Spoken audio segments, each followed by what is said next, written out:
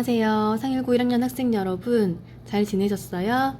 오늘은 부교재 65쪽 새로운 단원, 에너지 전환과 효율적 이용에 대해서 알아보도록 할게요.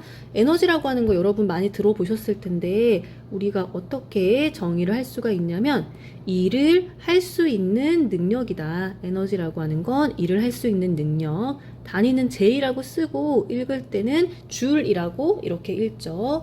에너지는 형태에 따라서 우리가 여러 가지로 나눠볼 수가 있는데 첫 번째로 역학적 에너지가 있죠. 역학적 에너지. 역학적 에너지는 다시 운동 에너지와 위치 에너지, 포텐셜 에너지라고도 하는데 이렇게 두 가지로 나눌 수가 있고, 운동 에너지는 말 그대로 운동하는 물체가 가지는 에너지, 위치 에너지는 높은 곳에 있는 물체가 가지는 에너지라고 생각을 해주시면 돼요. 다음에 우리 빛 에너지는 빛의 형태로 전달되는 에너지를 얘기해 주고요. 전기 에너지는 전기 제품에 전기가 흐를 때 사용되는 에너지. 그리고 세 번째로 네 번째네요. 열 에너지. 열 에너지는 온도가 높은 물체에서 낮은 물체로 이동하는 에너지를 열 에너지라고 얘기를 합니다. 다음에 화학 에너지. 화학 에너지라고 써주시고요. 화학 에너지는 화학 결합을 통해서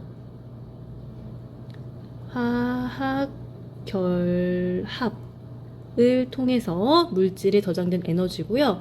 그리고 파동 에너지도 있죠. 파동 에너지. 소리나 파도와 같은 파동이 가지는 에너지가 파동 에너지고요. 다음에 핵 반응에서 발생하는 에너지인 핵 에너지도 있다.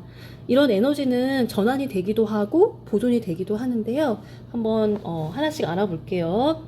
에너지 전환이란 한 형태의 에너지가 다른 형태의 에너지로 바뀌는 걸 얘기하죠.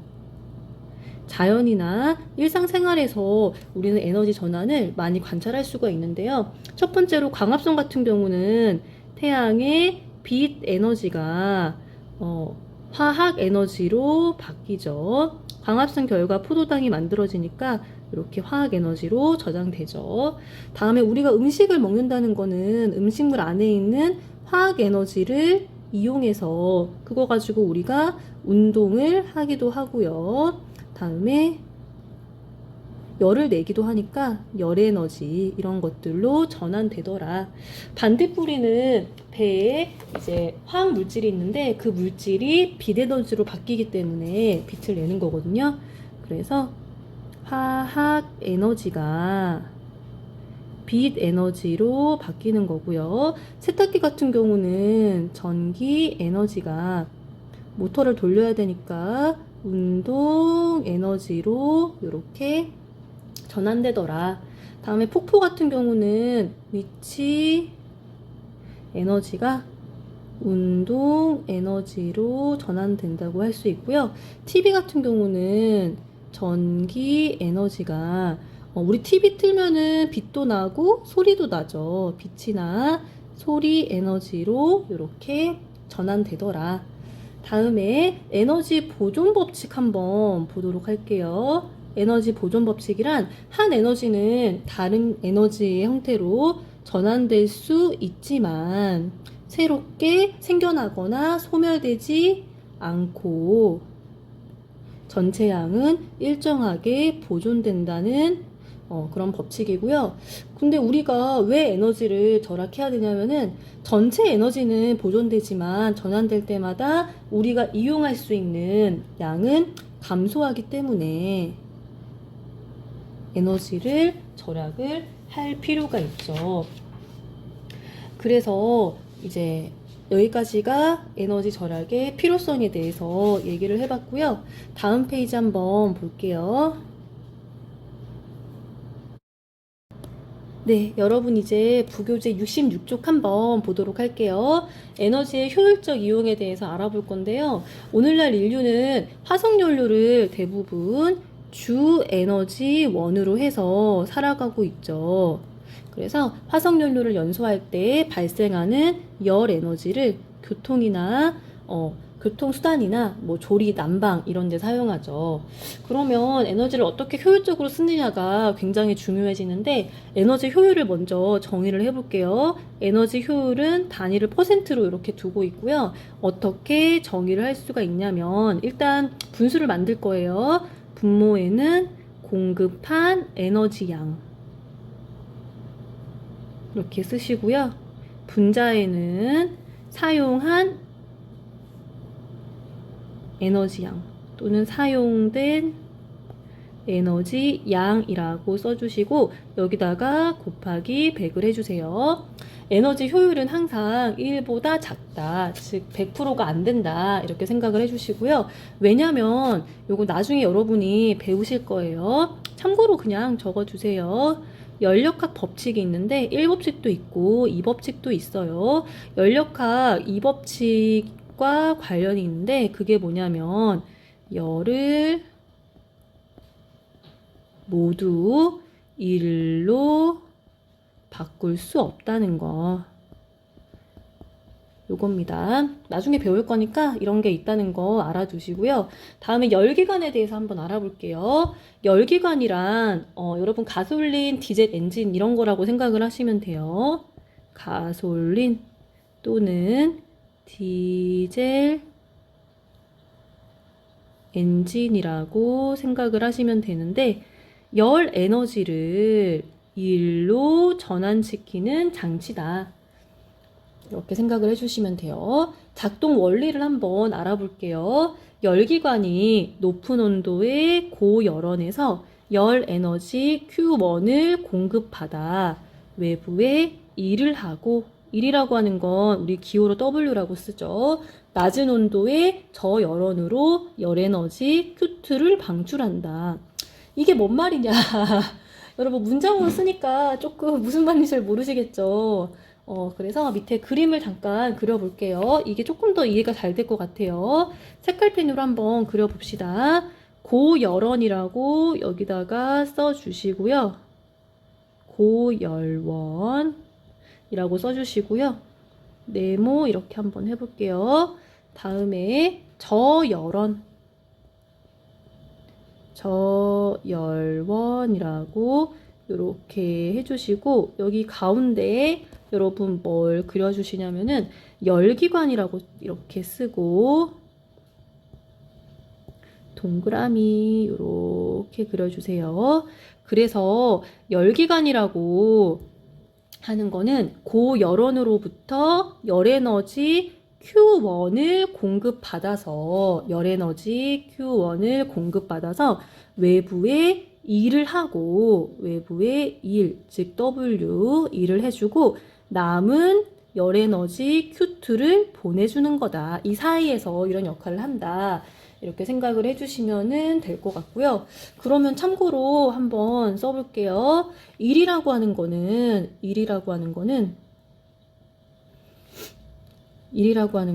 그럼 Q1에서 Q2를 빼면은 일을 구할 수가 있겠죠. 다음에 열 효율에 대해서 한번 알아볼게요. 열 효율이란 퍼센트라고 이렇게 써주시고요. 퍼센트. 열 효율이란 어떻게 정의를 할 수 있냐면 Q1분의 W, 즉 공급된 열 에너지가 얼마냐 그거 분의 내가 실제로 한 일이 얼마냐 요거를 나타낸 거고요. 여기다가 곱하기 100을 해주게 되면은 우리가 열 효율을 구할 수가 있죠. 열 효율 단위는 퍼센트다. 그래서 열 효율이 높을수록 저열원으로 방출하는 에너지 양이 적다. 이게 무슨 말이냐? 여러분, 열 효율이 높다는 거는 지금 일을 많이 한다는 거죠. 일을 많이 하니까 남은 열 에너지 Q2가 적어지죠. 네, 그걸 얘기를 하는 거예요.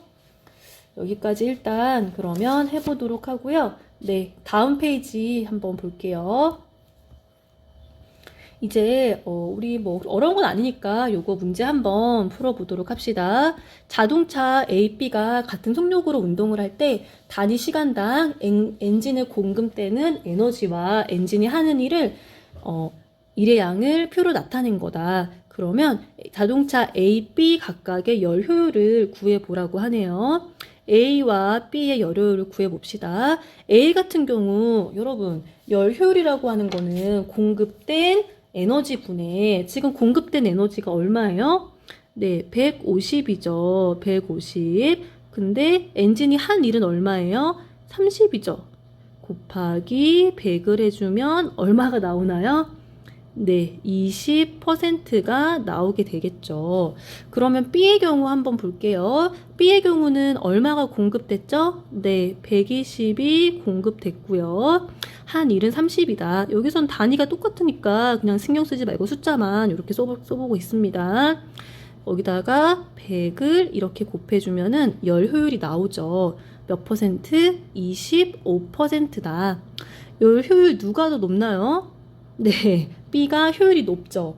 효율이 높다는 거는 같은 거리를 달릴 때 연료가 더 드는 게 아니라 덜 든다는 거죠. 그래서 연료를 더 적게 사용하는 차는 B다. 그래서 효율이 높은 차가 중요하다는 거고요. 에너지를 우리가 효율적으로 이용을 이제 하는 게 점점 중요해질 건데, 왜냐하면 자원이 한정돼 있으니까요. 그러려면은 에너지를 절약한다. 에너지 효율이 높은 제품을 사용한다. 효율이 높은 조명기구를 사용한다든지 에너지 절약을 유도하는 대책을 마련하는 것도 좋겠죠. 밑에 보시면 우리 가전제품에 많이 붙어있는 그런 로고 같은 거죠. 에너지 효율, 에너지 소비 효율 등급 나타내는 것 참고로 보시고요. 그러면 우리 1학년 친구들 이제 어디를 볼 거냐면은 부교재 68쪽 한번 보도록 합시다. 여러분 안녕하세요. 선생님 갑자기 등장했죠? 오늘은 발전과 신재생에너지라고 하는 새로운 단원을 중간에 배우게 됐는데요. 이 부분은 전자기 유도라고 하는 내용을 꼭 알아야 되는데 이걸 설명하기는 아무래도 칠판에 필기하는 게 좋을 것 같아가지고 네, 영상을 찍게 됐어요. 여러분 우리 부교재 68쪽에 괄호 1번에 뭐라고 써주시냐면 별표 하시고요. 전자기 유도라고 이렇게 써줍시다. 그러면 우리가 이걸 본격적으로 하기 전에 여러분 중학교 3학년 때 배웠던 내용을 잠깐 복습을 해볼게요. 우리 전기, 자기 많이 들어보셨죠? 근데 이 둘은 서로 밀접한 관계가 있어요. 한번 들어보세요. 전류가 흐르게 되면은 주변에 자기장이 생기죠. 예를 들어서 여기 선이 있는데 지금 전류가 흐르고 있다고 생각을 해보면은 그 주변에 자기장이 발생하게 되죠. 그래서 전류가 흐를 때 이게 직선 도선을 흐르냐, 이렇게 원으로 된 걸 흐르냐, 아니면 감겨 있는 코일 모양으로 감겨 있는 거를 흐르냐, 코일 모양이냐, 이거에 따라서 이제 생기는 자기장의 형태도 조금씩 달라지고요. 그리고 자기장이 변하면 전류가 또 발생하죠. 유도전류가. 그래서 전기와 자기는 아주 밀접한 관계가 있다는 거. 이걸 기억을 해주시고요. 우리 중3 때 배웠던 내용 한번 복습을 해볼게요. 부교재 68쪽에 맨 위에 빈 공간 있죠. 거기다가 여러분 이거 필기 한번 해보세요. 지금 68쪽 맨 위에 빈 공간에 쓰시는 거예요. 코일에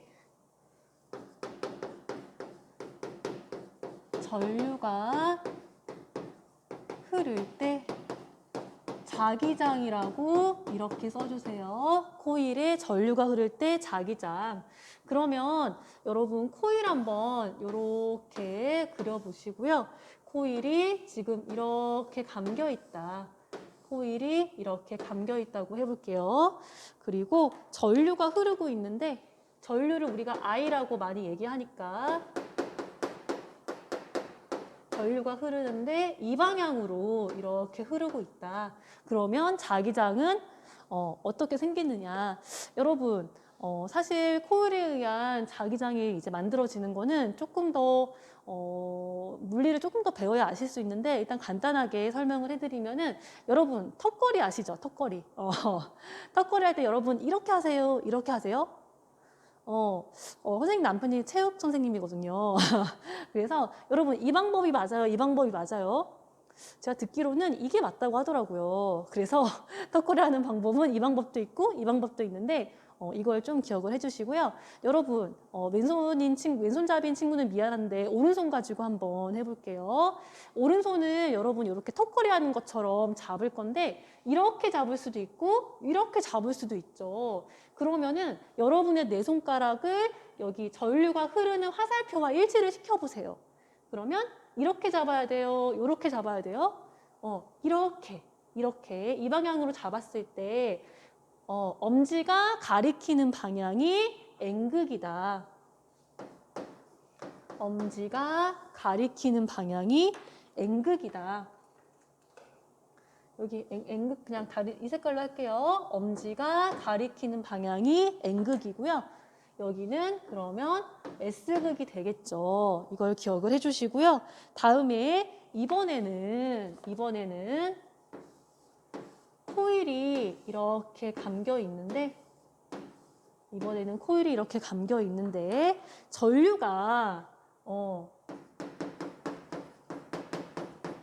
전류 I가 이렇게 흐른다고 한번 해볼게요. 이렇게 전류가 이렇게 흐르더라. 그러면 우리 1학년 친구들 아까 턱걸이 할 때 두 가지 방법이 있다고 했죠. 지금 이 방법이 있는데 내 손가락을 전류가 흐르는 방향하고 일치시켜 보세요. 그러면 이렇게 잡게 되죠. 그때 엄지가 가리키는 방향, 이쪽이 N극이다. 여기가 N극이라는 거. 그리고 여기는 그러면 S극이 되겠죠. 여기까지 여러분 아셨으면은 이제 거의 끝이에요. 그러면 기본적으로 우리가 필요한 거는 다 정리를 해봤고요. 먼저 전자기 유도란 뭐냐? 내가 코일 근처에서 자석을 움직이거나 또는 자석 근처에서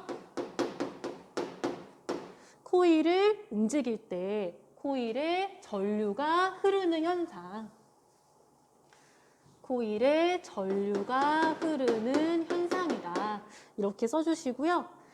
그래서 이렇게 발생한 전류를 우리가 유도전류라고 얘기를 하죠.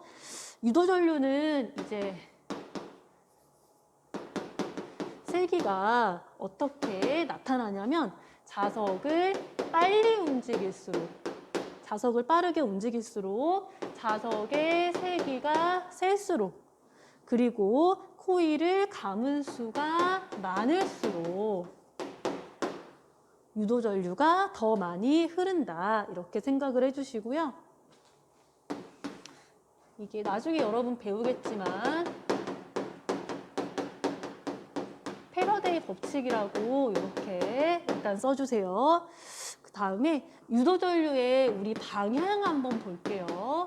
세기도 중요한데 방향을 판단하는 것도 중요하다. 그러면 여러분 방향은 어떻게 결정되냐면 코일을 통과하는 자기장의 변화를 방해하는 방향으로 전류가 흐른다는 거예요. 이게 무슨 말이냐? 이게 딱 맞는 건 아닌데 그냥 쉽게 변화를 싫어한다고 생각하시면 돼요. 이 현상은 변화를 싫어한다. 변화를 더 안 변화하려고 지금 이런 일들이 일어난다고 생각을 하시면 돼요.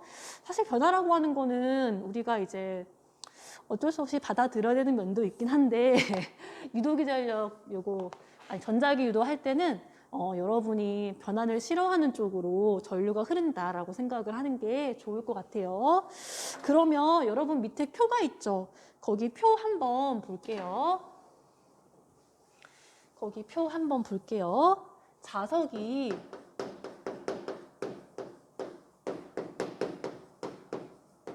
코일과 가까워질 때 자석이 코일과 가까워질 때 한번 봅시다. 거기 보면은 그 빈 공간 있죠? 거기다가 그림을 한번 그려볼게요. 먼저 여러분 코일 그려봅시다. 이런 식으로 코일이 있고 코일에다가 내가 검류계를 달아놨다. 여기서 G라고 하는 건 검류계다. 전류가 흐르나 안 흐르나 검사하는 검유계. 우리 상일고 과학실에도 검유계가 많이 있는데, 원래 이거 여러분 다 개인별 실험을 하려고 자석도 많이 샀는데, 너무 아쉽네요.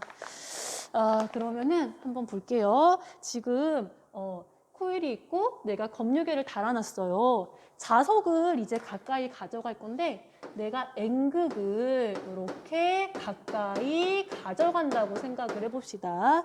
N극을 가까이 가져간다. 아까 선생님이 이 현상은, 전자기류 현상은 변화를 싫어하는 쪽으로, 변화를 안 변화하려고 일어난다고 이제 생각하시면 좋은데, N극이 가까이 온다. 그럼 변화를 싫어하니까 못 오게 막아야겠죠. N극 오지 마! 이렇게 막는 거예요. 그러면 N극을 막으려면은 같은 N극이 있어야 못 오게 막을 수가 있죠. 청력이 작용하니까. 그래서 이렇게 N이라고 써주시고요. 여기는 S라고 이렇게 써줍시다. 여러분, 그러면 아까 선생님 턱걸이 생각하라고 했죠. 오른손으로 우리가 턱걸이 이렇게 할 수 있고 이렇게 할 수 있는데, 엄지가 N극을 가리킨다고 했으니까 이렇게 잡는 거죠. 내 손가락이랑 유도 전류의 방향을 일치시켜 보면은 이렇게 전류가 흐른다는 걸 알 수가 있고, 우리가 검유계에서 이 지점을 A라고 해보고 이 지점을 B라고 해보면은 이렇게 전류가 흐르게 되죠. 그래서 B 검유계 A, 이 방향으로 전류가 흐르게 되더라. 그러면 밑에 한번 써볼게요. 청력이 작용하도록 유도 전류가 발생하고, 즉 청력이 작용하려면 코일 왼쪽에 N극이 형성돼야 되더라. 그 방향으로 유도 전류가 흐른다. 그래서 이렇게 써주시고요. 다음에 두 번째는 자석이 코일과 멀어질 때예요. 여러분, 이제 왼쪽에다가 필기를 해볼게요. 여러분은 밑에다가 그냥 써주시면 돼요.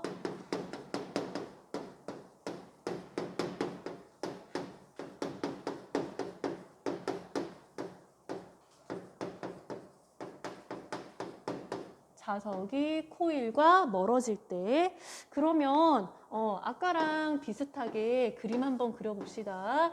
이런 식으로 코일이 있다. 코일이 있고 내가 코일에다가 검유계를 이렇게 달아놨고, 이 지점을 A라고 하고 이 지점을 B라고 한번 해볼게요. 이번에는 어떻게 할 거냐면은 내가 N극을 이렇게 멀리 가져간다는 거예요. 멀어지게 한다. 가까이 있던 N극을 멀리 가게 하더라. 그러면 멀리 가면은 여러분 좋아하는 사람이 멀리 가게 되면은 잡고 싶죠. 근데 사람의 일은 그게 잘 쉽게 되는 게 아니더라고요. 아무튼 이렇게 멀어지는 걸 못 가게 막으려면은 S극으로 막아야 되죠. 가지 마. S극으로 붙잡아야겠죠. 그래서 여기가 S극이 유도가 되고 여기는 N극이 유도가 된다는 거예요.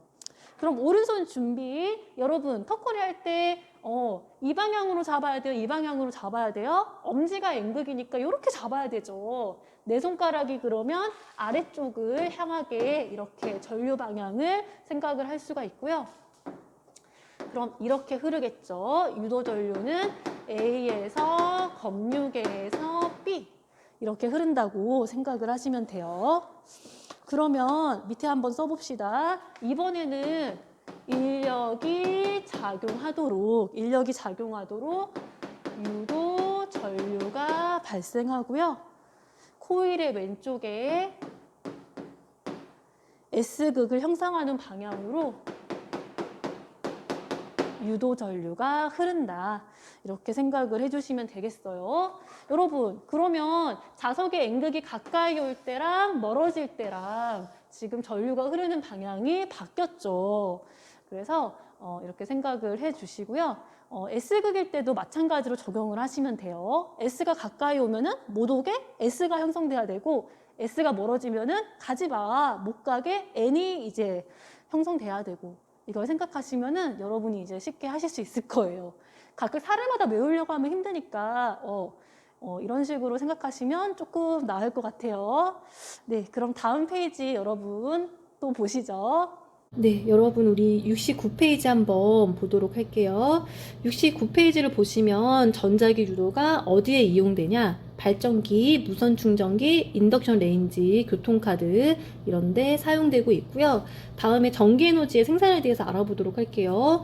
발전기라고 하는 건 전자기 유도를 이용해서 우리가 배웠던 전자기 유도를 이용해서 전기에너지를 생산하는 장치를 얘기를 하는 건데, 우리 발전기의 원리 한번 볼게요. 코일이 회전해서 자석을 스쳐 지나갈 때 코일을 통과하는 자기장의 변화가 생겨서 유도전류가 흐르게 되는 게 발전기의 원리라고 생각을 하시면 돼요.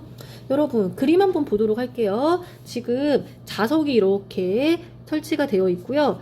이제 자기장이 이렇게 형성이 되어 있죠. 자기장이 이제 N극에서 S극으로 이렇게 형성이 되어 있는데, 여러분 여기 밑에 있는 그림 한번 볼게요. 지금 각도가 나와 있죠. 그래서 코일이 이제 돌아갈 건데, 일단 0도일 때는 자기장이 수직으로 통과하는 코일이 있을 때, 코일이 이제 이런 면적 있죠. 코일의 면적, 이런 면적이 있을 때 이 안에 이 부분 있죠. 이 부분을 통과하는 자기장이 없죠. 나란하니까. 그래서 없는데, 내가 이제 여기 코일을 약간 45도 정도로 기울였다고 한번 생각을 해볼게요. 원래 이렇게 되어 있었는데 얘를 45도로 기울였대요. 이 그림이죠. 여기를 보니까 지금 이 면을 통과하는 자기장이 조금 더 증가했죠. 그래서 자기장이 수직으로 통과하는 코일의 면적이 증가했다. 아예 이제 90도가 되면은 제일 많이 통과하게 되죠. 여기서 조금 더 회전을 시키게 되면은 이제 자기장이 수직으로 통과하는 코일의 면적이 감소하게 되더라. 이런 원리로 이제 자기장 변화가 어쨌든 생겼잖아요. 그래서 유도전류가 발생한다는 거죠. 그러면 우리 일상생활에서 사용되는 간이 발전기는 뭐가 있냐면, 여러분 악력기 있죠. 운동할 때 쓰는 거. 악력기를 이렇게 준비를 하시고 자석이랑 코일이 가까워지게 하고 코일에다가 발광 다이오드를 연결을 하면은 여러분이 이제 얘를 눌렀다가 뗄 때마다 이제 빛이 나겠죠. 흔들이 손전등, 자전기 발전기 이런 것도 일상생활에서 많이 이용되는 간이 발전기라고 생각을 하시면 돼요. 네, 여러분 이제 오늘의 마지막. 네. 근데 여기 물리 부분은 문제를 풀어가야 돼요. 네, 어쩔 수 없어요. 오늘의 마지막 페이지. 그림과 같이 코일 근처에서 자석을 움직이며 눈금을 관찰을 했대요. 그 결과에 대해서 옳으면 O, 틀리면 X를 해보라고 하는데, 1번 자석이 움직이게 되면은 검육의 바늘이 움직이죠. 자석이 정지해 있을 때 검육의 바늘이 움직인다? 아니죠. 어쨌든 자기장의 변화가 생겨야 되는데 정지해 있으면 변화가 안 생기니까 유도전류도 발생하지가 않죠. 코일에 자석을 가까이 할 때랑 멀리 할 때랑 검육의 바늘은 서로 반대로 움직이게 되죠. 그래서 맞는 말 2번. 전자기 유도에 의해서 코일에 흐르는 유도전류의 세기에 영향을 주는 요인을 한번 골라보래요. 코일의 가문수 맞고요. 자석의 세기. 하나 할 때랑 두 개 할 때랑 차이가 나죠. 두 개 할수록 유도전류가 세지고요. 자석을 움직이는 빠르게 할수록 세기가 세지죠. 가문 방향은 세기하고는 관계가 없고요. 가나다를 써주시면 되고요. 다음에 3번. 코일에 자석의 N극을 가까이 할 때랑 멀리 할 때랑 유도전류의 방향은 아니죠. 같지 않죠. 다음에 자석의 S극을 가까이 할 때나 멀리 할 때 유도전류의 방향은 반대가 된다. 네, 맞는 말이에요. 코일에 자석의 N극을 가까이 할 때랑 S극을 가까이 할 때 유도전류의 방향은 반대가 된다.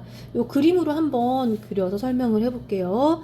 여러분 여기 보시면은 이제 이렇게 그림이 있고요. 이런 식으로 코일이 있고 이런 식으로 코일이 있고 이 검유계가 연결이 되어 있어요. 내가 N극을 이렇게 가까이 가져간다고 생각을 해볼게요. 여러분, 선생님이 아까 자연은 변화를 싫어한다 그랬잖아요. N극이 가까이 오면은 못 오게 막아야 되죠. N극을 막을 수 있는 건 같은 N극. 그래서 이 부분은 N극이 이제 유도가 될 거고요. N극이 그러면 유도가 되려면은 전류가 어떻게 흘러야 되죠? 네. 여러분 오른손으로 감아지는 방향을 생각을 해보시면은 전류가 이렇게 흘러야 되죠. 전류가 이렇게 흘러야 하더라. 다음 두 번째, 이번에는 자석에 S극을 가까이 한대요. S극. 이번에는 S극이 이렇게 가까이 온다. 그러면 마찬가지로 이렇게 코일 이렇게 그림을 그려보고요. 검육에 한번 그려볼게요. 아까 변화를 싫어한다고 했으니까 S극이 못 오게 막으려면은 여기가 S극이 유도가 돼야 되죠. 여기가 S극이라는 거는 여기는 N극이라는 걸 의미를 하고요. 그러면 전류가 어떻게 흘러야 되죠? 네, 이렇게 흘러야 되죠. 전류가 이렇게 흘러야겠다. 그럼 전류가 흐르는 방향은 위랑 아래랑 비교를 해보면은 반대가 되죠. 반대가 되니까 네, 맞는 말이죠. 네, 우리 1학년 친구들 오늘 긴 시간 수고 많았어요. 다음 시간에 또 봐요. 빠이.